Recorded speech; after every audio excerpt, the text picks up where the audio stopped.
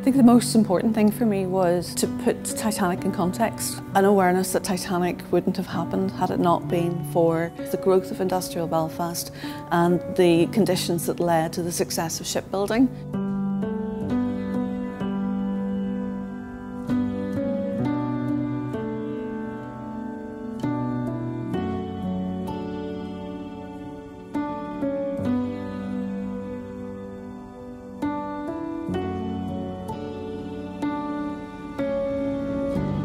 Belfast offered employment for women as well as for men.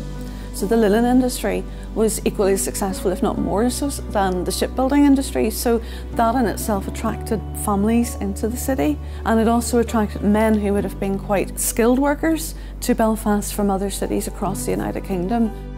Belfast became a huge success story, and it very much likened itself to Manchester, which was known as Cottonopolis.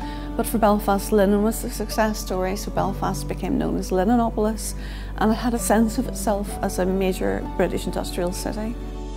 The project had a wealth of Titanic expertise, but what we were really missing was somebody with knowledge around the social history and the context of Belfast. It would have been very easy to have told this story in terms of the magnates, the captains of industry, but somebody like Olwen can reach out and deepen that story. It humanised a lot of the experience of people at that time.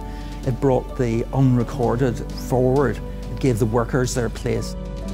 Working conditions were very, very difficult. A lot of the women were working in very damp conditions because the flax that was produced into linen demanded wet conditions. It was a wet spinning process. So women were working in a very damp, humid environment. So there were skin conditions, there were lung conditions. There was a lot of noise for the men as well, working in the shipyards. And I think that's one thing that this experience conveys, is the sheer noise, the heat, the smells, the sounds. People would have said when the ships were being built in Belfast, you could have heard the noise of the rivets being hammered across the whole of the east of the city.